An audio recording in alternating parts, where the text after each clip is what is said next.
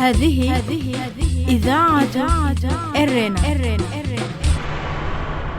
المستمعات الكريمات والمستمعي الكرام متابعي إذاعة أرينا حيثما كنتم وحيثما يصلكم بثنا، أهلا ومرحبا بكم في مستهل البرنامج العربي لهذا اليوم الاثنين 26 من أكتوبر. كما عودناكم مستمعات الكريمات ومستمعي الكرام، نستهل برنامجنا معكم ابتداء بنشرة للأخبار، ثم نقدم لكم حلقة جديدة من برنامجكم الأسبوعي تعليق على الحدث، ونتناول في الجزء الأول من حلقة اليوم الشكوى التي رفعتها منظمة أطلقوا سراح داوود إسحاق ضد مسؤولين إريتريين بتهمة الجرائم ضد الإنسانية. أما في الجزء الثاني فنقدم لكم مسار التطبيع بين الخرطوم وتل أبيب في تقرير خبري عن موقع يورونيوز الإخباري. قبل ذلك مستمعات الكريمات ومستمعي الكرام، أقدم لكم نشرة للأخبار فيما يلي أبرز عناوينها. إريتريا تؤكد بأن قضية الصحفي داوود إسحاق هي قضية خيانة وطنية. أنباء إسرائيلية حول احتمال التطبيع بين تل أبيب والخرطوم. مصرع مفتي دمشق في انفجار سيارة مفخخة. كانت مستمعات الكريمات ومستمعي الكرام تلكم عناوين النشرة، وإليكم تفاصيلها من إذاعة أرينا. إذاعة إرينا، صوت مستقل لإريتريا. في خطاب له أمام اللجنة الاجتماعية والإنسانية والثقافية لمنظمة الدول الأفريقية والكاريبية والباسيفيكية، نشر على موقع شابايت التابع لوزارة الإعلام الإريترية في يوم الخميس الماضي 22 من الشهر الجاري. قال مندوب إريتريا في خطابه أمام اللجنة بأن الاتحاد الأوروبي يردد مقولات مقررة حقوق الإنسان فيما يتعلق بإريتريا، وأشار موضحا بأن انتقادات الاتحاد الأوروبي لإريتريا فيما يتعلق بقضية الصحفي المعتقل منذ 19 عاما داوود إسحاق لا أساس لها من الصحة، لأن الصحفي المذكور كان شريكا في جريمة خيانة وطنية مع ما يسمى مع مجموعة 15 في خضم الحرب التي شنها النظام الذي كان يحكم إثيوبيا حينها، وأن الجريمة التي ارتكبت تمت على أراضي إريتريا، وأن الصحفي كان يحمل تصريحا للعمل من السلطات الإريترية. وأضاف الدبلوماسي الإريتري أن كون إسحاق يحمل جنسية سويدية مزدوجة لا يحميه ذلك من طائلة القانون. ولم يشر المندوب إلى المحاكمة أو القانون الذي بموجبه تمت محاكمة الصحفي داوود إسحاق. للمزيد حول هذا الموضوع تابعوا معنا حلقة اليوم من برنامج تعليق على الحدث. نقل موقع بوابة أفريقيا الإخباري المختص بالشأن الأفريقي عن إذاعة كان الإسرائيلية أن وفدا إسرائيليا قام بزيارة نادرة للسودان يوم الأربعاء الماضي لبحث تطبيع العلاقات، وذلك في الوقت الذي توقع فيه وزير المخابرات إيلي كوهين انفراجا دبلوماسيا محتملا بين تل أبيب والخرطوم. وقال كوهين للقناة 13 الإخبارية الإسرائيلية أنه يعتقد أن إسرائيل قريبة جدا من تطبيع العلاقات مع السودان. ولم تذكر إذاعة كان أي تفاصيل أخرى عن النقاشات التي دارت في الخرطوم. وامتنع مدير مكتب رئيس الوزراء بنيامين نتنياهو وزارة الخارجية الإسرائيلية عن التعليق عندما سئل عن احتمالات انفراج العلاقة مع السودان. وقال وزير الخارجية الأمريكي مايك بومبيو يوم الأربعاء أيضا أن الولايات المتحدة بدأت برفع اسم السودان من قائمة الدول الراعية للإرهاب وتعمل بدأب لدفع الخرطوم للاعتراف بإسرائيل. ولم يفصح بومبيو عما إذا كان شطب السودان سيكون مشروطا بتطبيع العلاقات مع إسرائيل. وقال وزير التعاون الإقليمي الإسرائيلي أوفير كونيس أن الولايات المتحدة ستعلن اتفاقا آخر لإقامة علاقات بين إسرائيل ودول عربية وإسلامية قبل الانتخابات الأمريكية. وأضاف في تصريحات لراديو الجيش الإسرائيلي: لدي مبرر منطقي يجعلني أعتقد أن الإعلان سيأتي قبل 3 نوفمبر، وهذا إذا سمحتم لي هو ما أفهمه من مصادري. وقال أكونيس أن عدة دول مرشحة لتطبيع العلاقات مع إسرائيل، ولم يحدد أكونيس تلك الدول، قائلا: ما جرت عليه العادة هو ترك الإعلان الرسمي الأول عن الأمر في يد واشنطن. أيضا وللمزيد حول هذا الموضوع تابعوا معنا حلقة اليوم من برنامج تعليق على الحدث. ذكرت الBBC في خبر لها من دمشق أن مفتي دمشق عدنان الأفيوني قتل مساء يوم الخميس الماضي جراء انفجار عبوة ناسفة تحت سيارته بحسب ما أعلنت ذلك وكالة الأنباء السورية الرسمية.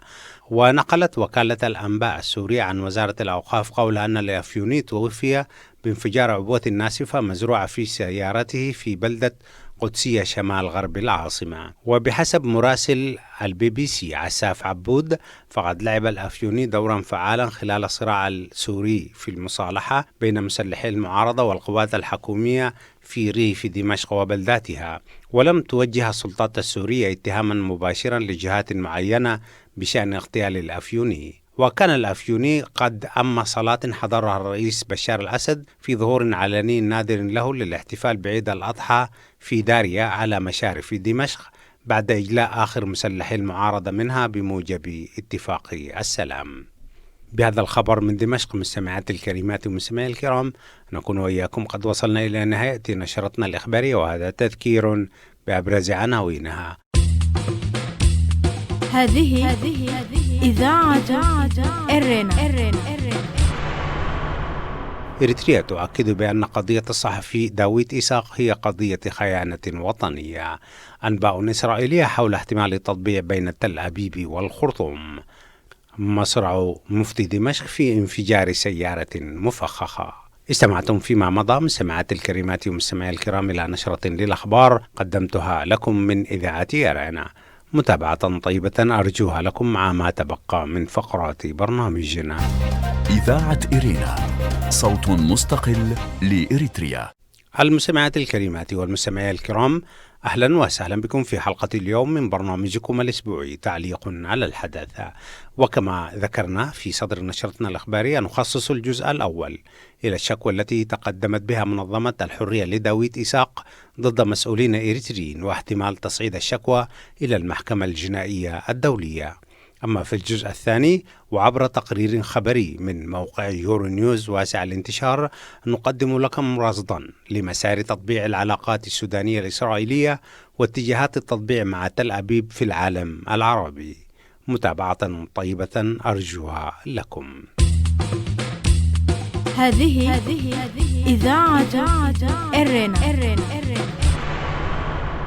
في تصريح لإذاعة إرنا الدولية في باريس، أكد شقيق الصحفي المعتقل في إريتريا منذ 19 عاما داوود إيساق بأن الأسرة وعبر منظمة الحرية لداوود وبالشراكة مع منظمة مراسلون بلا حدود قامت في 23 من الشهر الجاري برفع دعوة قضائية أمام الشرطة السويدية ضد مسؤولين إريتريين بتهم ارتكاب جرائم ضد الإنسانية والإخفاء القسري والتعذيب، وتشمل قائمة المتهمين الرئيس إسياس أفورقي ووزيرة العدل فوزية هاشم والمستشار يماني جبرآب ورئيس هيئة الأركان لقوات الدفاع الإريترية اللواء فيليبوس والد يوهانس ورئيس وكالة الأمن القومي العميد أبرها كاسا ورئيس فرع الأمن الداخلي والشرطة العميد سيمون جبردنجل. وتطلب الدعوة القضائية القبض والتحقيق ومعاقبة هؤلاء الأشخاص في حال دخولهم الأراضي السويدية على خلفية التهم المذكورة أعلى. إذاعة إرنا، صوت مستقل لإريتريا. وأضاف شقيق داوود إيساق بأن هذه الدعوة وفي حال قبول السلطات السويدية لها يمكن تصعيدها بشكل منظم وقانوني إلى محكمة الجنايات الدولية. وشارك في صياغة الدعوة المحامي السويدي بيرسي براد وخيسوس الكالا وسوزان بيرغر الخبيرة في الشؤون الدولية في منظمة راؤول والنبرغ وبيورن تومبيك رئيس منظمة مراسلون بلا حدود في السويد وأنطوان ديل المستشار القانوني لمنظمة مراسلون بلا حدود. وحظيت الدعوة القانونية بالدعم المعنوي لشخصيات عالمية مثل الناشطة الإيرانية الفائزة بجائزة نوبل للسلام في عام 2003 شيرين عبادي، والمفوضة السابقة لمجلس حقوق الإنسان الجنوب أفريقية نافي بيلاي، وبانسي تالاكولا رئيسة مفوضية حقوق الإنسان الأفريقية، وإيروين كوتلر وزير العدل الكندي السابق، وبرنارد دوك محامي لجنة نقابة المحامين الفيدرالية الدولية، والمحامي الألماني في مجال حقوق الإنسان ديفيد ماتياس، والقانوني الإريتري الدكتور دانيال رازاني ماكونن، والمحامي البريطاني الشهير فيليب ساندرز، ومدير معهد حقوق الإنسان والتنمية في أفريقيا غاي سو. ومديرية أكاديمية سترانيك لحقوق الإنسان هاني ستريتر، ومدير مركز حقوق الإنسان في جامعة بريتوريا في جنوب أفريقيا فرانسيس فيل جوين. هذه إذاعة إرنا. ويكشف التحرك القانوني الأخير ضد السلطات في إريتريا ممثلة في أعلى المسؤولين في الدولة خطوة قانونية مهمة في اتجاه تصعيد وتسليط الضوء على انتهاكات حقوق الإنسان في إريتريا. وفي هذا السياق أكد إلياس إساق بأن الدعم القانوني الذي يمكن أن تحصل عليه الشكوى قد يدفع منظمة الحرية لداويت والتي تتخذ من السويد مغرا لها إلى اتباع الإجراءات القانونية التي بموجبها رفعت الدعوى في محكمة الجنايات الدولية والوصول إلى تحريك هذا الملف الإنساني المهم. إذاعة إرينا، صوت مستقل لإريتريا. وفي رصدنا لموقف الحكومة الإريترية بهذا الشأن لم نجد تصريحا مباشرا لأي مسؤول إريتري حول الدعوى القضائية، ولكن وجدنا ضمن المتابعة شرح مندوب إريتريا المشارك في قمة الدول الكاريبية والأفريقية والباسيفيكية، والشرح جاء في خطاب المندوب الإريتري أمام اللجنة الإنسانية والثقافية والاجتماعية في المنظمة، وجاءت ردا على انتقادات الاتحاد الأوروبي ضد إريتريا بسبب قضية الصحفي المعتقل داويت إساق. وقال مندوب إريتريا بأن داويت إساق معتقل في إريتريا على خلفية جريمة الخيانة الوطنية، وذلك بالتعاون مع مسببيها من ما يسمى بمجموعة 15 في أثناء الحرب التي شنها النظام الإثيوبي والتي أدت إلى مقتل 150 ألفا، وأن داويت إساق مواطن إريتري يحمل تصريح عمل إريتري، وأن جريمته تمت في أراضي إريتريا، وأنه ليس فوق القانون، وكونه يحمل الجنسية السويدية لا يضعه فوق القانون. ويمكن الدخول إلى صفحة شابايت لقراءة هذا الخطاب المنشور على الموقع باللغة الإنجليزية. وبدورنا نسأل كل المسؤولين الإريتريين ما هو القانون الذي حوكم به الصحفي داويت إساق والذي يشير إليه المسؤول الإريتري في الخطاب الذي قدمه أمام المجتمع الدولي. إذاعة إرينا، صوت مستقل لإريتريا. استمعتم فيما مضى مستمعاتي الكريمات ومستمعي الكرام إلى الجزء الأول من حلقة اليوم من برنامج تعليق على الحدث، وخصصناها للشكوى المخصصة ضد المسؤولين الإريتريين على خلفية اعتقال الصحفي الإريتري داويت إساق. أما في الجزء الثاني فنقدم لكم رصد خطوات سير التطبيع بين الخرطوم وتل أبيب عبر تقرير خبري لموقع يورو نيوز الإخباري واسع الانتشار، فأهلا وسهلا بكم مجددا. هذه إذاعة إرنا. حرك الكشف عن زيارة سرية قام بها وفد إسرائيلي إلى الخرطوم التكهنات بشأن تطبيع العلاقات بين إسرائيل والسودان في أعقاب خطوة مماثلة قامت بها كل من الإمارات والبحرين. وأفادت مصادر في القدس طلبت عدم كشف هويتها لوكالة فرانس بريس يوم الخميس الماضي أن وفدا إسرائيليا زار يوم الأربعاء الماضي الخرطوم لبحث تطبيع العلاقات بين البلدين، مؤكدة بذلك معلومات أوردتها وسائل إعلام إسرائيلية. وكشفت صحيفة يدعوت إحرانوت الأوسع انتشارا بين الصحف الإسرائيلية الخميس عن هذه المحادثات السرية في الخرطوم، وكتبت قائلة: تم التوصل إلى اتفاق بين رئيس مجلس السيادة الانتقالي عبد الفتاح البرهان ورئيس الوزراء عبد الله حمدوك الذي كان يعارض إبرام اتفاقية تطبيع مع إسرائيل لأن الحكومة الانتقالية السودانية لا تملك سلطة التطبيع مع إسرائيل. وأشارت الصحيفة إلى أن إعلان محتمل عن الاتفاق مع إسرائيل قد يصدر عن الرئيس الأمريكي دونالد ترامب في الأيام القليلة المقبلة، على أن ينضم إليه كل من البرهان ورئيس الوزراء الإسرائيلي بنيامين نتنياهو عبر الفيديو. في الخرطوم كشف مصدر حكومي سوداني لفرانس بريس أن وفدا مشتركا أمريكيا إسرائيليا زار الخرطوم يوم الأربعاء الماضي والتقى بالفريق عبد الفتاح البرهان رئيس مجلس السيادة وتباحث معه حول تطبيع العلاقات السودانية الإسرائيلية. وأعرب وزير الخارجية الأمريكي مايك بومبيو يوم الأربعاء الماضي عن أمله في أن يعترف السودان بسرعة بإسرائيل فيما صرح وزير الاستخبارات الإسرائيلي إيلي كوهن لوسائل إعلام محلية أن إسرائيل قريبة جدا من تطبيع علاقاتها مع السودان. وكان كوهن قد توقع هذا الصيف أن يكون السودان الدولة التالية التي ستقوم بتطبيع علاقاتها مع إسرائيل بعد إعلان كل من الأمارات والبحرين في سبتمبر الماضي تطبيع علاقاتهما مع إسرائيل، وهو ما تجلى في زيارات متبادلة آخرها زيارة وفد إماراتي إلى إسرائيل في الأسبوع الماضي. وواجه هذا التقارب تنديدا فلسطينيا. أما في الداخل السوداني ترتفع أصوات منددة بالتقارب مع إسرائيل.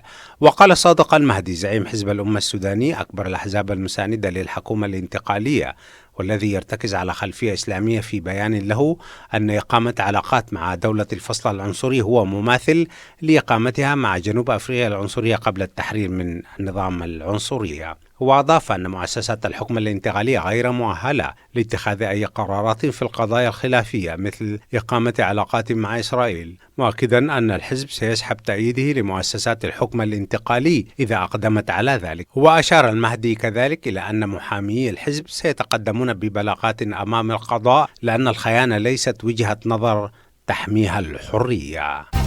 إذاعة إرينا، صوت مستقل لإريتريا. لازلتم مستمعاتي الكريمات ومستمعي الكرام تتابعون التقرير الخبري لموقع يوري نيوز نقلا عن وكالة فرانس بريس عن التطبيع بين الخرطوم وتل أبيب. ويواصل موقع يوري نيوز تقرير الخبري بالقول: يعيش السودان منذ الإطاحة برئيسه السابق عمر البشير مرحلة انتقالية يتقاسم فيها عسكريون وقادة الحركة الاحتجاجية إدارة البلاد لحين إجراءات انتخابات عامة مقررة في عام 2020.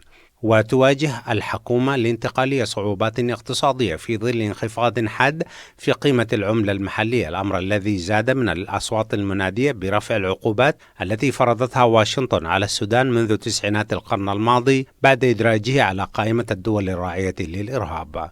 ويقول اختصاصي السودان في المركز الوطني الفرنسي للبحث العلمي مارك لافرني لوكالة فرانس بريس: لم يعد السودانيين يحتملون الفيضانات والتضخم وانقطاع التيار الكهربائي، فالبلاد منهكة والحكومة عاجزة. ويلفت الباحث إلى أن نائب رئيس مجلس السيادة الفريق محمد حمدان دوغلو المعروف بحمدتي يؤكد التقارب مع إسرائيل. وفي خطوة اعتبرها المحللون مؤشرا إلى تحركات جارية في الكواليس، أعلن الرئيس الأمريكي دونالد ترامب يوم الاثنين الماضي أن واشنطن تستعد لشطب السودان من قائمتها السوداء للدول الراعية للإرهاب لقاء تسديد الخرطوم 335 مليون دولار لضحايا اعتداءات نفذها السودان خلال حكم الرئيس عمر البشير واستهدفت مواطنين أمريكيين. وحكم القضاء الأمريكي على السودان بدفع هذه التعويضات بعدما اتهم البلد بدعم جهاديين فجروا السفارتين الأمريكية في كينيا وتنزانيا، مما أدى إلى مقتل 224 شخصا وجرح نحو 5000 آخرين. وأدرج السودان منذ عام 1993 على اللائحة الأمريكية للدول الراعية للإرهاب بعدما استقر فيه زعيم تنظيم القاعدة أسامة بن لادن، وتخضع البلاد بموجب ذلك لعقوبات اقتصادية. وفي حال شطب السودان عن القائمة السوداء الأمريكية فقد يجتذب استثمارات غربية على أمل تحريك اقتصاده العاجز. لكن دراسة لمعهد بروكنز الذي يتخذ من واشنطن مقرا له لفتت إلى أن تطبيع العلاقات مع إسرائيل يبقى لعبة خطيرة في ظل المرحلة الانتقالية في السودان. واصطدم الإعلان عن مكالمة بين نتنياهو والبرهان في مطلع العام الجاري برفض من قسم من الرأي العام السوداني لا سيما في الأوساط الإسلامية. ورأى معهد بروكنز أنه إذا اعتبر التطبيع نتيجة لاستغلال اليأس الاقتصادي والإنساني فهذا يهدد بإثارة المزيد من الاستقطاب في الرأي العام وتسريع تراجع الدعم للسلطة الانتقالية، مؤكدا على وجوب إعطاء الأولوية للانتقال الناجح وليس إلى تطبيع متسرع. كان هذا مستمعات الكريمات ومستمعي الكرام تقريرا خبريا لموقع يوري نيوز عن فرانس بريس يرصد فيه تطورات التطبيع بين الخرطوم وتل أبيب. وبه نكون وإياكم قد وصلنا إلى نهاية فقرات برنامجنا، وقبل الختام أقدم لكم موجزا لأهم ما ورد في صدر نشرتنا الإخبارية لهذا اليوم. إذاعة إرينا، صوت مستقل لإريتريا. إريتريا تؤكد بأن قضية الصحفي داوود إسحاق هي قضية خيانة وطنية. في خطاب له أمام اللجنة الاجتماعية والإنسانية والثقافية لمنظمة الدول الأفريقية والكاريبية، والباسيفيكية نشر على موقع شابايت التابع لوزارة الإعلام في إريتريا يوم الخميس الماضي 22 من الشهر الجاري. قال مندوب إريتريا في خطابه أمام اللجنة بأن الاتحاد الأوروبي يردد مقولات مغرضات حقوق الإنسان فيما يتعلق بإريتريا، وأشار موضحا بأن انتقادات الاتحاد الأوروبي لإريتريا فيما يتعلق بقضية الصحفي المعتقل منذ 19 عاما داوود إيساق لا أساس لها من الصحة، لأن الصحفي المذكور كان شريكا في جريمة خيانة وطنية مع ما يسمى بمجموعة 15 في خضم الحرب التي شنها النظام الإثيوبي ضد إريتريا. أنباء إسرائيلية حول احتمال التطبيع بين تل أبيب والخرطوم. نقل موقع بوابة أفريقيا الإخباري المختص بالشأن الأفريقي عن إذاعة كان الإسرائيلية أن وفدا إسرائيليا قام بزيارة نادرة للسودان يوم الأربعاء الماضي لبحث تطبيع العلاقات، وذلك في الوقت الذي توقع فيه وزير المخابرات الإسرائيلي إيلي كوهين انفراجا دبلوماسيا محتملا بين البلدين. مصرع مفتي دمشق في انفجار سيارة مفخخة. ذكرت الBBC في خبر لها من دمشق بأن مفتي دمشق عدنان الأفيوني قتل مساء الخميس الماضي جراء انفجار عبوة ناسفة تحت سيارته بحسب ما أعلنت ذلك وكالة الأنباء السورية. كان هذا مستمعات الكريمات ومستمعي الكرام موجزا لأهم ما ورد في صدر نشرتنا الإخبارية لهذا اليوم، وبه نكون وإياكم قد وصلنا إلى نهاية فقرات برنامجنا. قبل الختام أذكركم دوما بأنكم يمكنكم الكتابة إلينا والتواصل معنا على البريد الإلكتروني arabic@gmail.com. إذاعة إرينا، صوت مستقل لإريتريا. حتى الملتقى بكم مجددا مستمعات الكريمات ومستمعي الكرام في حلقة جديدة من برنامج تعليق على الحدث والبرامج الأخرى لإذاعة إرينا. لكم تحياتي محدثكم فتح عثمان، وأتقبل كذلك تحيات زملائي في الاستديوهات الرئيسية للإذاعة من باريس، ودمتم في رعاية الله وحفظه وأمانه. هذه إذاعة إرينا.